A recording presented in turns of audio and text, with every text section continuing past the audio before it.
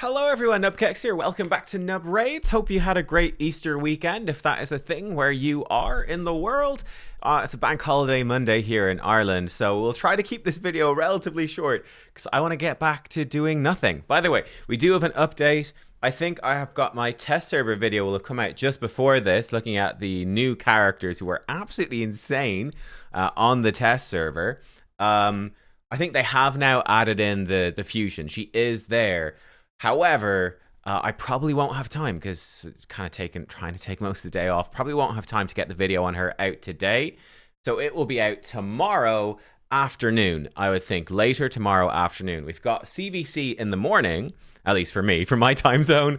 So I will be live for CvC. It's a personal reward clan versus clan tournament. So I will be live for this for my stream as always.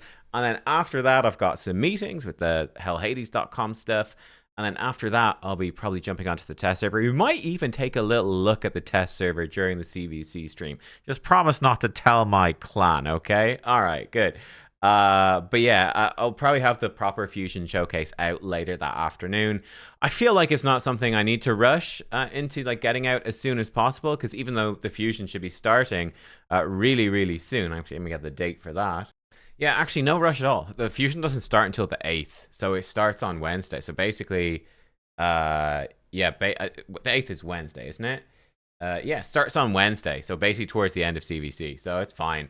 No rush, really. And anyway, I think she's really good, so I mean, unless something is drastically off-putting out of the blue, out of complete left field in her testing, I mean, she obviously looks like she's going to be an incredible arena champion and therefore well worth getting for most people. So I don't think we're too stressed about it. But yeah, stay tuned for a showcase probably tomorrow, which is still even before the fusion starts. I'm sure other people will have showcases out today. If you're desperate. And yeah, but stay tuned for the nub showcase, the best one. Obviously, of course. Right, let's dive in. Oh gosh, I managed to, when I want to not talk, I still manage to talk. Here we go. These are 15x events for CvC. Are these worth pulling in? Well, at a quick glance, there are some excellent champions, really, really good champions in here. However, as I said, the fusion starts on Wednesday, so I wouldn't be too excited to pull for these. I'd much rather prepare for the fusion and be prepared, if possible, for, you know, stuff after that, including probably events for her soul and whatnot. Like if she's a really good PvP fusion, it's probably it's worth considering getting her soul. Not necessary because she's not an accuracy based champion, but you know, if she is going to be a champion you're going to be relying on excessively in arena, you might want the soul anyway, right? If she ends up being Fabian of this year, we'll see. All right, Fabian is in here. Let's take a look. So on Tuesday, the 7th of April, that's tomorrow, Glorious Palace, Lord Entertainer Fabian, Osgron the Defiler, Prince Kaimar, and Naldua the Gloaming. A nice set. Palace, first up, she's brand new. People are loving her. Like, oh my gosh, I think she's incredible. She's amazingly good. She brings the full team revive with strength and an increased speed. She can't place these buffs unless she revives your team, though. Bear that in mind. So she's not a reliable, in particular, increased speed champ for your team. She is reliable, though, at removing all debuffs, putting block debuffs and fervor. She's giving you shields when you get a debuff, which is really good, and also turn meter boosting at the end of her turn. Every single turn, no cooldown. So she's actually giving you tons of turn meter gains, even without the increased speed. Then her A1 is giving your team healing, and you get the one random Argonite joining in the attack, which is really powerful. So if you pair her up with someone like Hecaton, or even Cassandra, right, who has a very strong A1, that can add up pretty quickly. So it's certainly something to watch. I will say with Shadowkin, I think the thing that makes them, has made Cassandra for me a disappointment, obviously, is that Ninja, Toshiro now, and of course Harima, they all have this scaling stuff where they can get up to double of their main damaging stats. So in these longer fights, they're doing up to twice as much damage. And yeah, that really works well. Whereas we don't have anyone like that yet in the Argonites. If they ever do add anyone in, it's going to be absolutely insane. But yeah, Hecaton, obviously in PvP, he's got an incredible A1. He doesn't want to load. Cassandra has a very good A1, particularly if you can get her to low life, which is difficult to do. But yeah, Palace is phenomenal. So she gets a big tick. I would we're going to simplify it today. I would definitely say she is absolute. Go away. Absolutely worth freaking Norton. I got a new PC. I got Norton antivirus for free, and it keeps giving me. It's real stressful. You see alert, and then it goes, your free thing is gonna run out in 28 days. Alert, alert. I'm like, I'll just uninstall you now, you bastard. Yeah, Fabian. What needs to be said? He is insanely good. Even so, speed aura in all battles, super versatile for siege and for all PvP modes. Not the best for arena compared to arena speed auras, but it's still usable, still good.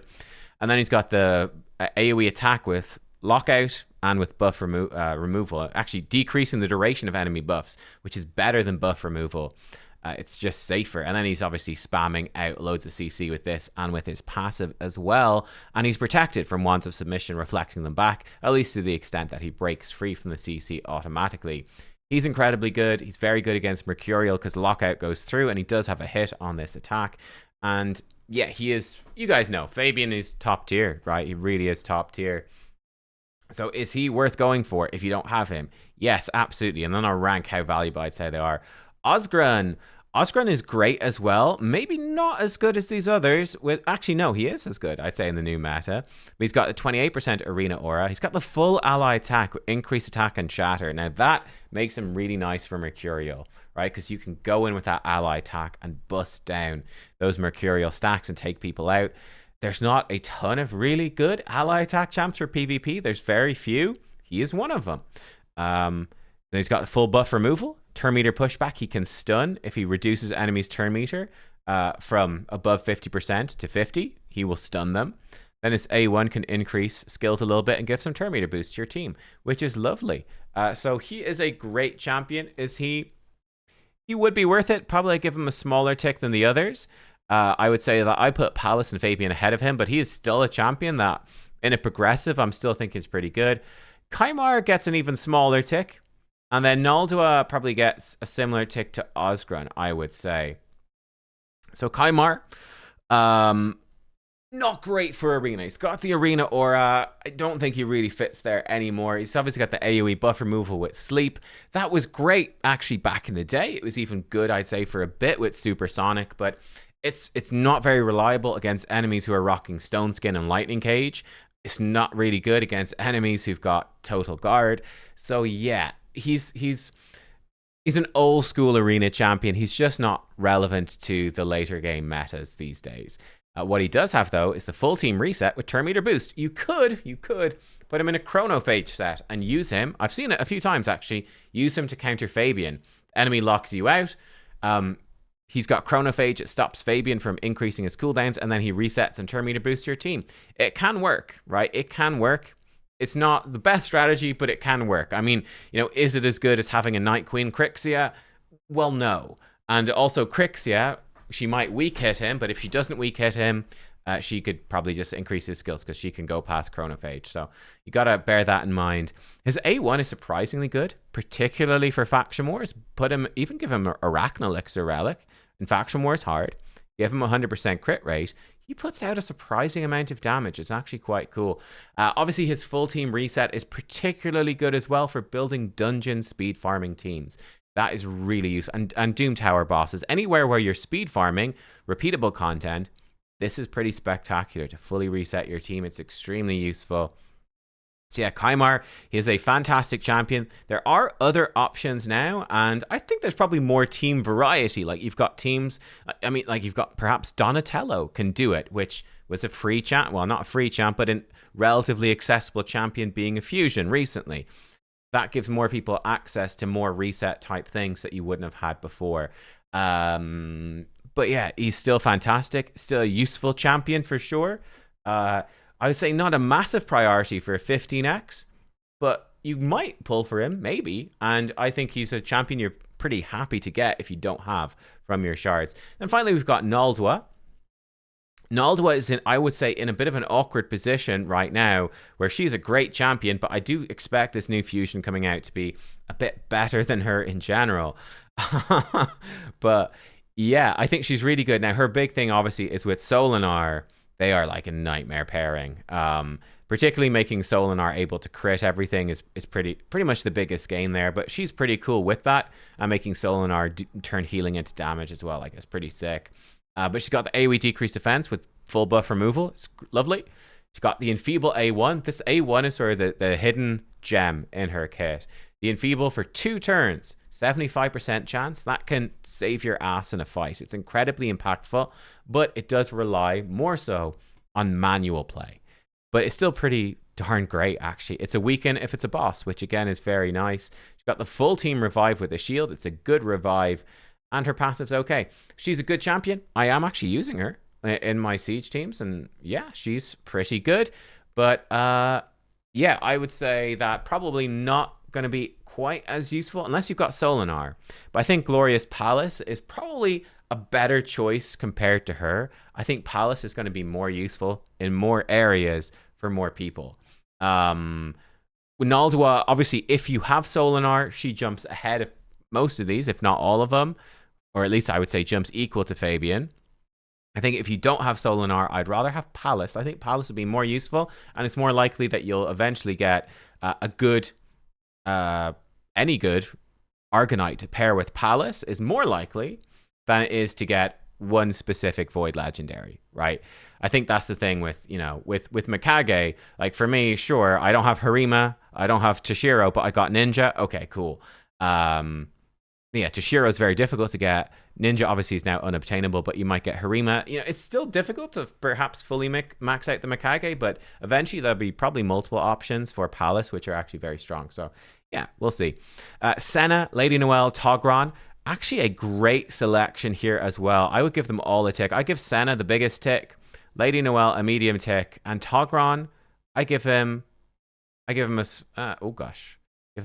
small tick. I probably put them like that. So in terms of my orderings here for day 1, I put Fabian number 1, I put Palace a close second, and I put Naldua and Osgren probably 3, and Kaimar 4. I think they're all good. It's an event that you don't really want to be pulling shards in, so obviously they're good. And then for these voids, I'd be giving Senna 1, I give Noelle 2, and Togron 3, with a caveat on Noelle. We'll come to that in a second. Senna, first place. I think what's to be said. She is like pretty much the best PvE reviver, just about, right? Turn meter boost with increased speed, continuous heals, but she turns all continuous heals into turn meters for your entire team. Then she's got a full team revive. Her A1 can do that, and she's got healing as well, so keeps you alive. She just gives you so many turns. So for Chimera, she's insane. For this new Demon Lord thing, she's insane. Right, Senna. Yeah. What's to be said, really? She's absolutely bonkers. So good for PvE. She's okay in PvP, but not spectacular. I've seen her used. She's not top tier. You could use her, but really you're focusing in on PvE with this champion. She just gives your team a ludicrous amount of turns. And when you combine her with champions like, we saw Androck there in that team example. He's a mythical who does more continuous heals and extends them. With Operdin Clan Father, who puts out continuous heals and also gives you even more turn meter. Stuff like that. Other good continuous heal champions, the Senna combo is ridiculous. So she's a huge one to watch. I also think she could be quite interesting. Presuming they do bring out, I wouldn't be shocked. I've said it for a while. I really think we're due some more hard stages of dungeons. And for Fire Knight, she does have a full team ally attack on her revive. So you could have her survive while the rest of your team die. Like, imagine they come in and go, we're adding stages 11 to 25 of Fire Knight hard, and the stats are ridiculous. This could be a really strong strategy to go in with like some newts or something like that. That could be insane. So that's something to bear in mind as well. I mean, Senna, she's kind of a no-brainer. Noelle is excellent. More PvP. She's got the freezes or wave-based control, but like the freezes and then spamming unkillable. It's very useful. I will say 2 caveats here, actually. Also, Noelle plus Sir Nick is the easiest way to get your badge for beating Grim Forest on hard with all 4 mini bosses up. It's the way to do it. The caveat here being you kind of want Sir Nick. I think she's good without Sir Nick, but not spectacular. Like she's fine, but she's, you know, Glorious Palace is probably better, right? Than her without Sir Nick. She's okay, but nothing too crazy. With Sir Nick, she's great because she becomes this unkillable spamming machine. And the block buffs A1 is actually quite nice as well. It's good. And then Arena Aura. She is much more of an arena-focused champion compared to being a not that useful, I think, in PvE. Not terrible, but not insane. So yeah, I think that's where she's at. I also do think that we're seeing more unkillable champions coming into the game. I think we're going to see probably more ignore unkillable champs coming into the game. We should give more a counter to it. There's relatively few ways to ignore unkillable, which is a big strength for them right now. But if they add more good ignore unkillable champions in, it's a bit of a blow against them. But I think she's still excellent. I use the duo quite a lot. And then finally, Togron. Togron is great and pretty overlooked. Yeah, it's just the speed in all battles aura. Nice. But he's got turn meter boosting and increased accuracy. He's got heal with increased speed, continuous heals, and block debuffs. And then he's got buff spread on his A1. And then he's got a passive, which gives you more damage and boosts your max HP up as well for your entire team. Makes your whole team tankier and harder to kill. He is fantastic. And I've actually seen him show up somewhere super tangible for the first time in here. I'm not sure who's run hit. There we go. The #1 player in the world right now. Guess what they've got? Togron with Queen of Hearts, Double Whisper, and Narma. And that's his best team so far for Stage 5. Togron, bit of a Giga Chad. Unlike Senna, he's not bringing you a revive, but he's doing a lot for you at the same time. I brought up the wrong thing. Hang on. Here we go. So Wednesday then. Boom, boom, boom. Okay, so on Wednesday, we've got Keberon, the Underflame, Cheshire Cat, Wallmaster Atharion, Thor Feyhammer, and Sanguine Maria.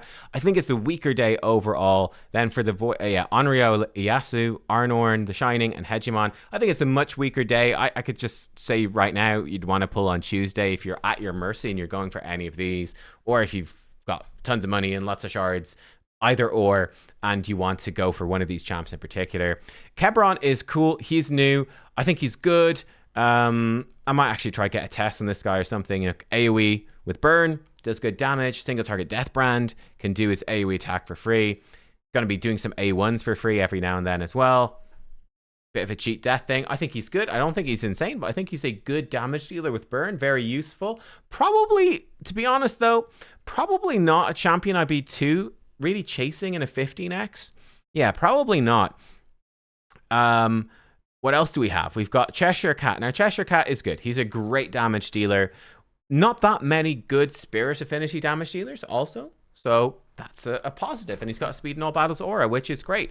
But the dude, he self-buffs. He hits really hard extra turn if he kills an enemy. His A1 can be AoE when he's got Perfect Veil, and he's providing himself with Perfect Veil on his moves.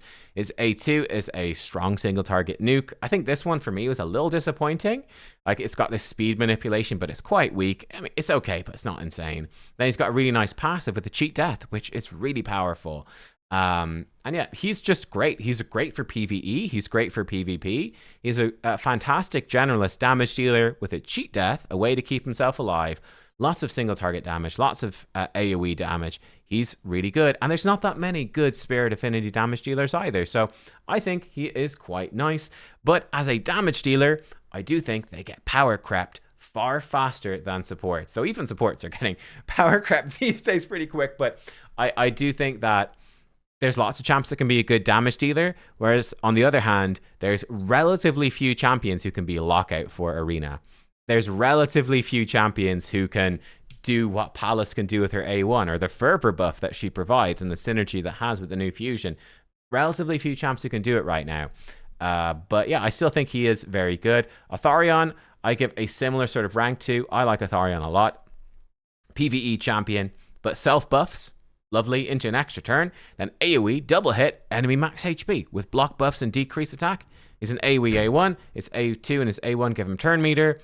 He's sort of a Hydra specialist here, but he's also very nice for faction wars. But yeah, he is great for like faction wars, many bosses in the game, pumping out loads of AoE damage. A very, very versatile PvE damage dealer. And because he self-buffs, it's very easy to build him with enough accuracy and to get him some attack as well, so he can actually do some decent damage on his A1. He's strong. He's a very useful champion. Not a champion I'd be rushing out to chase in a 15x, but a champion you're very happy to get if you don't have them from shards. but perhaps not a chase champion, I think, to the degree that Palace or Fabian are, but he's up there. Thor, I'd mark as somewhat similar to these other ones. Yeah, if you don't have any... So Thor, again, he self-buffs. He's got decreased speed. Can permanently decrease resistance. He does... This AoE is quite cool that ignores block damage and unkillable. That is really cool. And yeah, I mean, he's got some potential for arena there. The problem is he's super squishy, so actually keeping him alive is incredibly difficult. But he pumps out loads of damage, 2 AoEs, hits really hard. Yeah, I do feel like, again, Thor, compared to when he first came out, I do think that power creep has been a thing. He's still a great champion, but there are plenty more options that do things similar to Thor than there were before. I would say, funny enough, the most unique thing that he has is that ignore block damage and unkillable now. That really stands out. But it is a little tricky to use it in PvP because he just dies, right? That's sort of his thing. He just sort of falls over dead. That being said, this guy's got tons of AoE damage, very good in tons of places in the game. Yeah, I still use my Thor. Not as much as I used to, but I still use him a lot. So I think he's definitely still... wouldn't be high my priority to chase, but he's there. And Sanguine Maria, I'd actually give her... You know what? I'm going to give her... And give her the orange mark here. Though I would say she's better than... probably better than Keberon. Sanguine Maria is quite strong. She's just difficult to play, right? So... Yeah, you've got to be counting your stacks, right? Like, if you number of buffs, you can get an extra turn. This move is so much stronger on a turn that's divisible by 3, but it's just really awkward to it's her turn count. It's really awkward to actually count that, to be honest. That's the thing about her. She is really strong, but in practice, when I sat down on my account and I got her, and I'm like, okay, am I going to use this champion? I use her in Siege, but that's about it. Do I use her every day in my day-to-day? No, I don't. Why? Because it's too much work to actually work around this. And like, you know, like if you're doing your live arena while you're like, you know, hanging out, watching something on the TV or something, like you're not going to be counting the turns. Or if you are, you're not watching, paying attention to anything else. Like if you're having a conversation at the same time, it's just not going to work. And that is how I play a lot of PvP in the game, to be honest with you. I'm not giving the game my full attention all the time. And then what it means when I sit down, and this is the important thing, you only have so much gear. You only have so many relics. You can move the gear for free. You can't move the relics for free. So when it comes down to it, I'm sitting down for, you know, I'm have my champs geared up for live arena during the week. Am I putting my best gear on a champion that I don't know I can reliably actually use properly? No, I'm putting it on a champion who's as strong, similar strength, but doesn't require that level of concentration and has that burden of execution. That's the issue with her. That being said, when you use her, she's really good. She can ignore block damage and stone skin, which is useful. She can increase enemy skill cooldowns, which is great. She has a triple hit A1, chance for an extra turn as well, which is really nice against Mercurial. Don't get me wrong. She is really, really useful, and that's why I want to say, again, to reiterate, I think she is better than Keberon. I think she's of a similar caliber to these champions, but in reality, she's so much more annoying to use until Plarium actually comes out and makes the damn game display the stuff properly for her.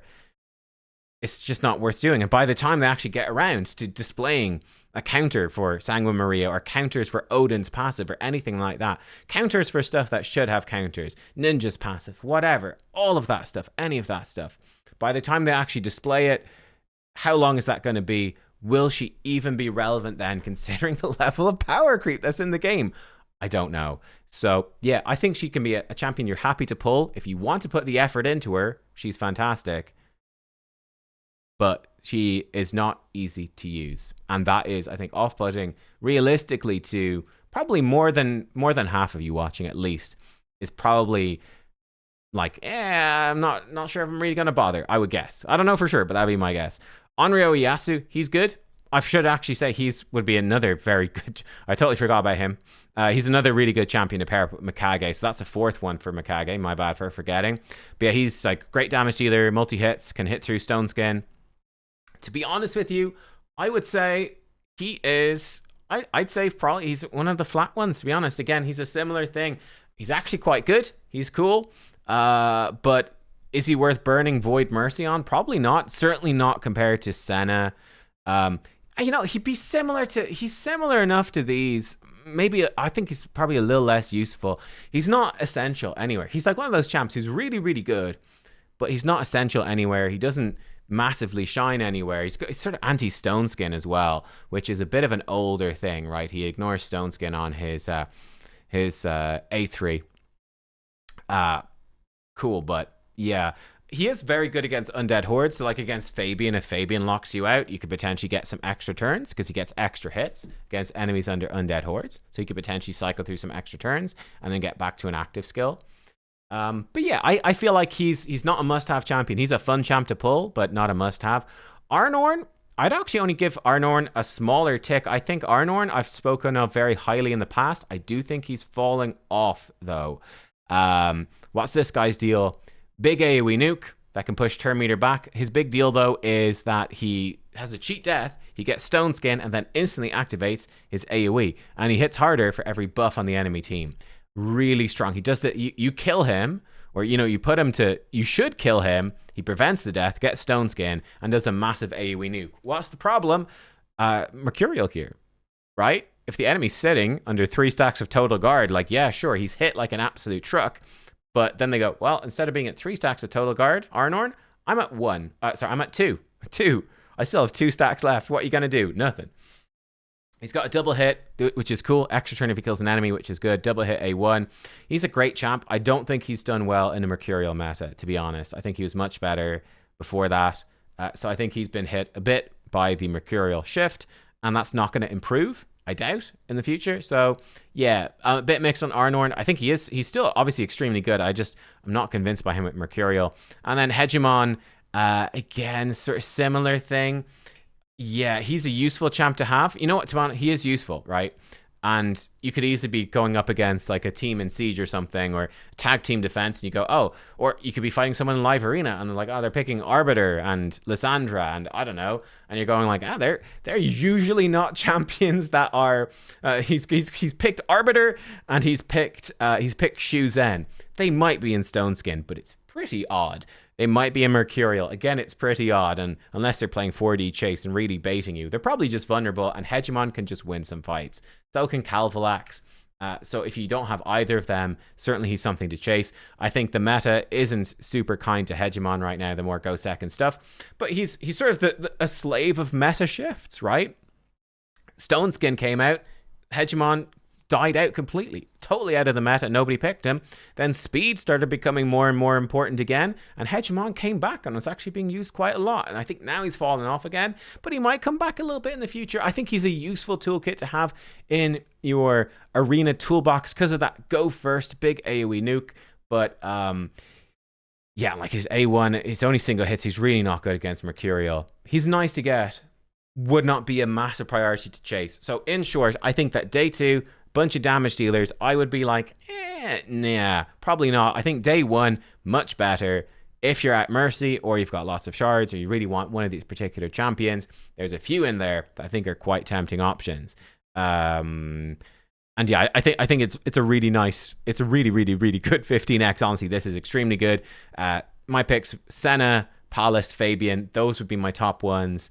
It's unlikely you have them all. They're extremely strong. Yeah, they're all extremely, extremely useful champions that you're gonna, like, literally some of the best champs in the game that you will use constantly for next year or two at least, right? And that's pretty massive. But is it worth pulling? I don't know, because we got a fusion, and the fusions looks to be extremely good as well, most likely. So yeah, that's what I've got. I will see you for CvC tomorrow. Stay tuned. Well, yeah, you don't need to stay tuned. Tune in when it's live. Stay however you are. Stay as you were. And then retune in, or tune in. I don't know. Be there when it's live, or you'll be sad. Yeah, and then Fusion Showcase coming probably later tomorrow. There we are. That's all I've got for today. Check out the new Champions video as well if you didn't see it. Thanks for watching. This is too long, and I'll see you next time. Goodbye.